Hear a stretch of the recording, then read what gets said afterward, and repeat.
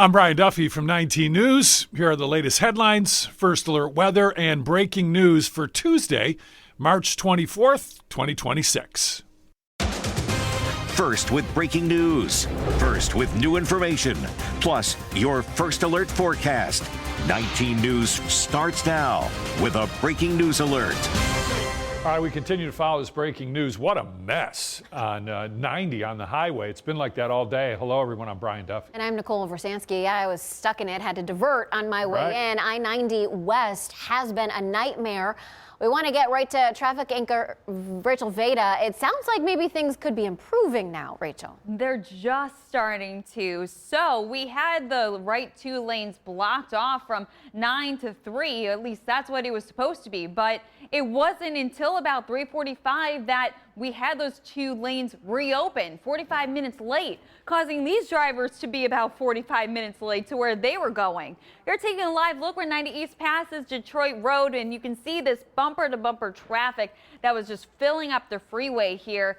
But I was wanting to recommend people to just exit 90 over at Columbia. That would have been your last chance to exit the eastbound lanes and then re-enter over 90 in Hilliard, because the speeds right now, well, this is actually a big improvement. 11 to 15 miles per hour compared to just 2 miles per hour that it was just around 15 to 20 minutes ago. So if you're about to be heading out and then heading east on 90 right now, you would still be dealing with about a 15-minute delay as we have all of that bumper-to-bumper traffic trying to catch up. But thankfully, with those lanes reopened between Hilliard and McKinley, we finally have some smoother sailing over where 90 passes Worcester Road. But those backups were as far back as Clegg. So far, this is now much better. So you don't have to get off of the highway over at Columbia before Clegg Road anymore. But like I said, you will still be dealing with about a 15-minute delay if you're about to be leaving your home or leaving your office and then heading straight to 90 eastbound right now, because it's still clear over where 90 passes Hilliard, but before then is where we still are dealing with a bit of that headache on the highway. So I'll be keeping my eye on this and let you know of the updates, and if there's anything else that's getting in your way, my first alert traffic updates. Well, fire breaks out inside an apartment. The whole thing caught on a doorbell camera. We have the new video. The owner saw it on his phone and called 911. Can you imagine seeing that? And that may have saved his neighbors' lives. First at 4, Brittany Weir has the story. This is the moment a fire breaks out inside an apartment at the Bishop Park complex in Willoughby Hills. The blaze caught on a doorbell camera. A man who lives inside saw the flames on his phone and immediately called 911. Okay, what's going on? Fire. What's on fire? What's on fire? There's a battery charger in the kitchen. The police department arrived on scene first, found that smoke was issuing out of the area around the doorway to the apartment and had gained entry. Do you have a live feed of your camera right now? Hold on, yes. Shortly thereafter, our crews arrived and extinguished the fire. Chief Robert Gandy with the Willoughby Hills Fire Department says thankfully the flames were contained to the kitchen and there were no injuries, noting that this is the first time someone reported a fire spotted by a doorbell camera. Yet one of the other advantages of having a camera system, not only for security but some safety aspects. In total, thankfully, just 2 units were affected. The apartment where this fire started and the unit below suffered severe water damage from firefighters battling this blaze. The ceiling collapsed in their kitchen and dining room. Now investigators are pointing toward a lithium-ion battery as the possible cause of this fire. Ultimately, officially, we're deeming at this point undetermined. However, with the doorbell video footage and some of the other indications, everything's pointing towards the charging of the lithium-ion battery pack that was used as a.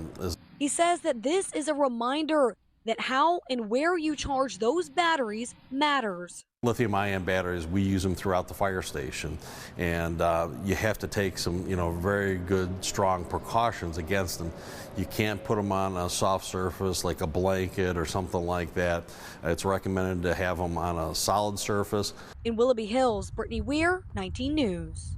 Now your 19 First Alert forecast, certified most accurate since 2004.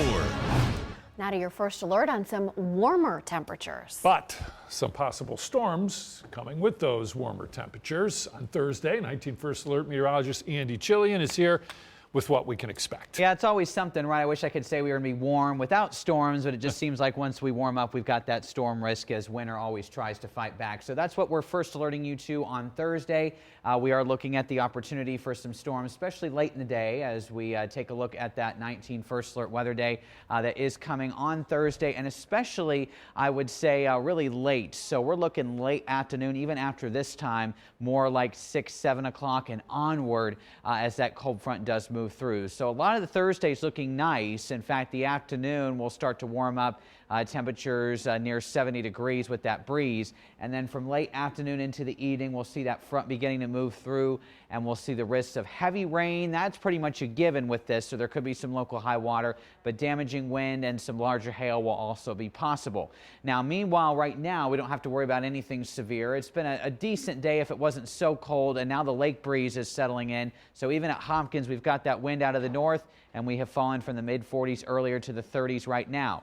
That is what it is at Hopkins, but the rest of us, other than Ashtabula and Cleveland, are at least in the 40s, so it's a little bit warmer than it was at this time yesterday. And unlike this time yesterday, we are not looking at any lake effect snow. We'll stay dry through the evening, temperatures in the mid-30s here, and we'll see that light breeze as we head overnight. So coming up, I'll talk about a nice day tomorrow. We'll focus on your Wednesday forecast, tracking that storm risk on Thursday. I'll break it down on the timing, more coming up, as well as a colder and calmer end of the week and start of the weekend. First Alert 7-day coming your way in just a bit. A deal to fund the Department of Homeland Security, which includes TSA agents, might be getting closer to reality. The potential deal comes as DHS now has a new leader and as flyers across the country face longer and longer TSA security lines. Michael Yoshida reports. Frustrations for flyers. We've been here at least an hour and 15 minutes in line. Got up at like some ungodly hour to get an 8:15 flight. Across the country, travelers still seeing hours-long security lines at some major U.S. airports. You think it's not going to be that bad, but then you get here and, you think, oh man, it really is as bad as they say it is. Call-outs from Transportation Security Administration officers continue as they haven't been paid since mid-February. Monday, Immigration and Customs Enforcement agents were sent to 14 airports, including some of those hardest hit by TSA staffing shortages. The White House border czar said ICE agents are assisting with simpler tasks. I don't believe that they're trained in a way that they can help us. Since I've been here, I've seen them outside standing around. I don't know if they are doing anything. I don't know. Monday, Republican lawmakers emerged from the White House with a plan to mostly fund the DHS and begin paying TS agents again. According to a source familiar with the talks, a portion of immigration enforcement funding and pieces of President Trump's voter ID bill known as the Save America Act, which the president has said is needed for any deal, would be left out and require separate legislation. A plan key Democrats seem open to, but want to see in writing. The cleanest thing to do is to just fund TSA. Let's do it today. As negotiations continue, Tuesday, former Senator Markwayne Mullin was sworn in as the new head of DHS, replacing the embattled former Secretary Kristi Noem. In Washington, Michael Yoshida. Oil prices are back up above $100 a barrel because of the war with Iran escalating again overnight. Prices dropped yesterday just under $100 after President Trump had said there were productive conversations with Iran about ending the war. So here's a look at the average prices for gas today. According to AAA, the national average is now just under $4 at $3.97. Here in Ohio, we're paying about $3.82 a gallon. But heads up, you can now redeem Giant Eagle rewards at Circle K. The grocery chain just announced the partnership this morning. Customers can choose whether to use My Perks rewards or Circle K's Inner Circle rewards. There are 285 Circle K's in Ohio. NOPEC buys electricity in bulk for 250 of our communities here in Northeast Ohio. And it is time to decide if you're going to stay with them or you're going to go shopping on your own for your electricity. 19 Data journalist Dan DeRose is back to show you how you can actually shop for this. And we do a lot of these stories, but some people still don't realize they can do this. And it is confusing, let's be honest. This is not like just driving, skipping one gas station and going to the next. This is your electricity for a period of time, and you need to be careful. Remember, 3 and 4 years ago, First Energy and NOPEC prices more than doubled. That's because they had to go out on the open market, buy bulk electricity, and it was super expensive at the time. Not saying it's cheap now, but it's not as bad as it was 3-4 years ago. That's partially because of the Russia-Ukraine war. Well, what's going on in Iran, we're going to have to keep an eye on that. Here is the best way to shop around. PUCO, the Public Utility Commission of Ohio, they have this website. It's called Energy Choice Ohio. Apples to apples. You put in who your provider is. That's who gets the electricity to your house, more than likely First Energy or the illuminating company. And then you have to decide which company gets to buy your electricity. So right now, I've got the illuminating company. Right now, illuminating company is about 9.5 cents per kilowatt hour. And you can go shopping, and they give you all these different companies here that are offering, and they want you to become their customer. But you have to be careful. So as I said, 9.5 cents. Look at this one, this Public Power LLC out of Dallas, Texas. 7.5 cents per kilowatt hour. That looks like a great deal, right? And it's fixed. It won't go up and down for 8 months. Oh, but wait, there's a monthly fee every month that you have to pay $15. That's what you have to watch out for. You have to watch out for if there's special deals, if there's promos involved in this. So you really have to do your homework. Now, NOPEC is hoping you stay with them. They're at 9.9 cents per kilowatt hour, a little bit higher. But if you get that letter, at least you know what you're getting in your deal. But be very careful. Make sure on that spreadsheet you go all the way to the end and look at the terms and conditions, because there are a lot of gotchas that can, they're short-term rates, maybe they're 3 months, maybe they're 6 months. And if you're not watching and you're not reading the fine print, those costs can spike very suddenly at the discretion of the supplier. So with NOPEC, you don't have that. You have the opportunity to opt out at any time. Again, NOPEC letters will be going out. There's 250 communities in Northeast Ohio that are under the NOPEC umbrella. If you want to stay with NOPEC, you don't have to do anything. If you want to opt out, that's when you better read that letter, do your homework, and find out who you are going to buy your electricity from. They also warn, watch out for door knockers. They know that NOPEC's letters are going out. They might try and slip you a deal that is less than favorable. You have to do your homework, unfortunately. All right, now back to that breaking traffic news. I-90 East especially has been a disaster for commuters today. Yeah, a lot of people running late. Let's send it out to Catherine Huntley. She's near where drivers were at a crawl. What's it look like now, Catherine? Yeah, all day we've been telling you about just what a mess I-90 eastbound has been from the west side, but I've got some great news to share. Look at it now. Smooth sailing here. We're standing right at Worcester Road, where all that traffic was mushed down to one lane. That actually backed up traffic all the way to Westlake, right around Columbia Road. We spoke to some drivers. It took them more than 30 minutes to go 4+ miles today, making people late for just about anything that they were going to. Now, this was all because they were doing some pavement repairs. ODOT rather was doing some pavement repairs ahead of a very large project coming in a couple of weeks. Now, all day today, we have also told you that this was going to be the same situation tomorrow, that you should plan for this, but I've got some even better news for you. I just got off the phone with ODOT, and they told me that that work on I-90 eastbound is going to be canceled for tomorrow. So plan on business as usual, smooth sailing as usual, going into Cleveland tomorrow from the west side. But man, Today it was a real mess. Lots of drivers getting upset and again making a lot of people late. But again, no worries tomorrow. That work has been canceled and will be planned for another time. When that time comes, we'll be sure to let you know. For now in Rocky River, Catherine Huntley, 19 News. Now your 19 First Alert forecast. Certified most accurate since 2004.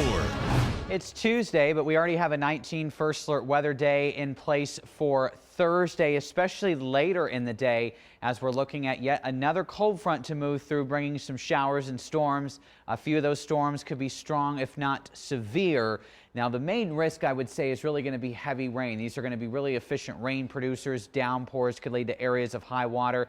But in terms of getting a severe warning, for example, out of this, we could have some damaging wind or some large hail. We saw that for a few locations or several locations a couple nights ago. And then there's a low but still a non-zero risk for a brief tornado, especially if we can get some individual cells out ahead of the main line. So all this is coming, I would say, late Thursday afternoon, but really the evening hours. I wouldn't be surprised if things really don't start ramping up until after 7, 8 o'clock or so, and then continue for the first part of the night. So that's something to watch Thursday. Tomorrow, really not much going on, and nicer back. It'll be milder with temperatures near 60 in the afternoon despite some clouds. Thursday, a few showers possible in the morning. Those would not be severe. Then we get a break in the afternoon. Temperatures will be near 70 with a breeze, and then we watch the rain and storm risk late. And then the front moves through, and we're much colder to end the work week with a few flakes possible in the morning, and then we'll dry out later in the day. So overall, that's what we're going to be watching. But tomorrow, we'll be looking at temperatures that are going to be climbing back to near 60. It won't be as cold to start either. We're going to start the day tomorrow into the mid-30s and even upper 30s for some of us, so not those teens at what we saw this morning. Now, as we do head through the late afternoon hours tomorrow, again, not much going on. It's going to be a warmer day for us. Notice a few showers moving across here late Wednesday and into Thursday morning. Not severe there, and then we get enough of a break Thursday afternoon that's going to send us to near 70, and then finally we get some of that cooler air moving in as the front crosses, but that's going to be with this cold front. And notice this, that could be some stronger cells here. This is 8 p.m. on Thursday, so right just after sunset. And then as we go to even 10 p.m., you see more of these heavier showers and storms, even as the colder air is working its way in. And then finally, we'll get that moving to the south. But you do see the potential for a few flakes to fly as we head into your Friday morning and then Friday afternoon. Well, let's just say we're going to struggle to get out of the 30s. So your First Alert 7-day is showing those temperatures that will be climbing back tomorrow and especially on Thursday. We'll highlight Thursday as a 19 First Alert weather day. Much colder Friday, not much of a temperature spread there at all. Weekend looking nice. Both days we'll see sunshine. Now it will be chillier on Saturday in the 40s, back to the mid-50s, more seasonable on Sunday, and your 60s return Monday and Tuesday, start of next week. We'll keep it dry Monday and then a few more showers creeping in here by this time next week. Stick around. We'll take a closer look at the hour-by-hour forecast tomorrow coming up in a little bit. So what is it going to be in Shaker Heights? Everyone, it seems, has an opinion on what the city should do with the ice rink. So fix it up, build a brand new one. First at 4, Katie Tursik joins us with what's going to drive this huge decision. Shaker Heights is in the final stretch of a major feasibility study, one that will determine the future of the Thornton Park ice rink. City Council approved $32,000 for the study as part of this year's budget. The goal, determine the remaining useful life of the facility and the cost of what comes next. Results are expected this summer. It's really the option of, do we repair or do we build new? The rink has been a cornerstone of this community since 1968. Kids as young as 18 months all the way through seniors use the facility. More than 3,000 people show up for Friday night skates alone. Not having a rink, I don't think, is an option for us here at Shaker. When the city asked, people made their answer clear. It was one of the highest voted things that people wanted to have in the community. This rink is home to youth hockey, figure skating, and the Shaker Heights high school hockey team. Whatever direction the city goes, this will be one of the biggest recreation investments in Shaker Heights in decades. It is a component in the community that we don't intend to ever go away. City leaders say a future facility would have better locker rooms, more seating, and room for programs to grow. The city expects to present options and cost estimates to the public this fall. Katie Tursek, 19 News. A giant rodent is on the loose in southern England. There it is. There it goes. There it goes. It escaped from a zoo just a day after arriving. The 9-month-old capybara named Samba was spotted near a river. Then it dove into the water when a dog walker got too close. I knew that it was something exciting that the kids would want to see. At first I thought it was a beaver, so I started videoing. It was sunbathing. It was sunbathing on the riverbank over there. Yes, it was. Search crews in the village in Hampshire are using nets and drones, but say capturing her will not be easy. Samba's slip-away has sparked online images guessing what the runaway rodent just might be up to. Maybe he's having a beer. Well, generations of people living in the Avon Lake community counted on power produced by its power plant that was located right there on Lake Road. But that plant was demolished 4 years ago now. Wow, it's been that long. Yeah. Tonight, there is a community meeting on what to do with that site. Harry Boomer joining us live now to fill us in on what potentially they're going to be building on this prime lakefront property, Harry. Guys, I got to tell you, standing here looking out at Lake Erie, this is prime real estate. Only thing left here now, of course, is that tower right there and giant mounds of sand and concrete. But all of that is going to change when they repurpose this real estate, this prime real estate on the water's edge. In 2022, the historic Avon Lake Power Plant came tumbling down. The noise of its collapsing shook its surrounding community that it has served for more than 100 years.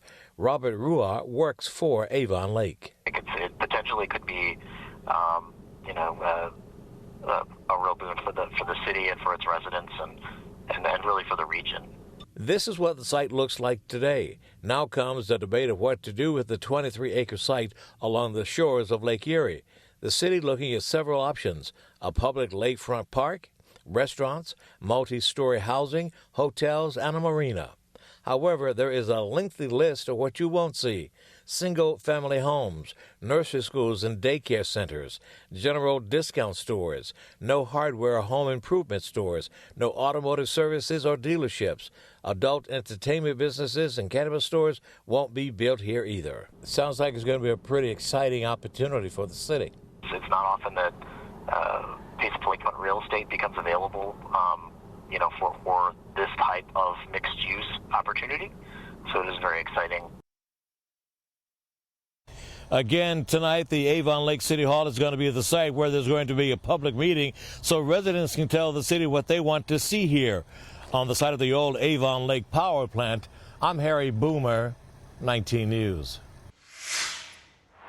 Opening statements today for a Cleveland police officer accused of holding a man down at a bar because he wrongly assumed he was in the country illegally. In 2024, Donald Kopchak and fellow officer Daniel Lajak were off duty at Buzzard's Roost Tavern in Hinckley. They confronted a 38-year-old Ethiopian man. Both of them have been charged for holding him against his will. That man took the stand today. The guy, he just grabbed me behind my hand, both arms, make me hurt. The other guy, the short hair guy, he go outside, he locked the door, he just keep calling. The other guy, he make me hurt. He's struggling. Kopchak's trial started yesterday. Lajak already pleaded guilty last month and will be sentenced Thursday. A 59-year-old Chinese national living in Hudson was just sentenced on child porn charges. Tong Chen got 13 years and 3 months in federal prison. Department of Justice officials said he had more than 5,000 images of sexual abuse of children. Chen pled guilty in December. After he completes his prison sentence, he faces deportation. Olmsted Township Police posted this picture on Facebook. This is damage from last night when someone sideswiped a cruiser. The officer was stopped ticketing another car. Now, had that officer been standing outside the car at this time, it would have been a much different story. However, police say this is a great reminder of why you need to slow down and move over when you see those flashing lights. Thankfully, in this case, no one was seriously hurt.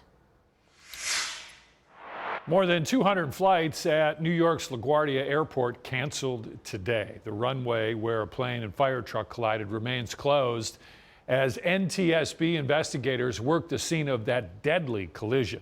CBS's Jared Hill with the latest. The wreckage of Air Canada Flight 8646 is still on runway 4 at New York's LaGuardia Airport after crashing into a fire truck Sunday night. The plane going more than 100 miles per hour. Truck 1, stop. That warning from the air traffic controller coming too late. Investigators with the National Transportation Safety Board are now also analyzing the plane's data and audio recorders. We know that controller was still on duty for several minutes afterwards. Normally, they would be relieved. NTSB Chair Jennifer Homendy says it's standard practice to have only 2 people in the tower overnight, with some job responsibilities combined. The midnight shift, as a reminder, is one that we have many times at the NTSB raised concerns about with respect to fatigue. Again, I do not know. We have no indication that was a factor here, but it is a shift that we have been focused on in past investigations. 2 crew members were killed, Captain Antoine Ferret and First Officer Mackenzie Gunther. Dozens more injured. Flight attendant Solange Tremblay was ejected hundreds of feet from the plane, still strapped into her seat. We didn't know if we were going to make it. Jack Cabot was one of the passengers. People on the plane took charge, and they got the emergency door open, and they got everybody out, and it helped everyone kind of just jump off. As investigators comb through the scene, the runway isn't expected to reopen until Friday. Jared Hill, CBS News, New York. So that airport is expected to be operating at reduced capacities for a while. Travelers are also dealing with long security lines due to the partial government shutdown. I'm Brian Duffy. Thanks for listening. Be sure to subscribe for the latest headlines, first alert weather, and breaking news every weekday.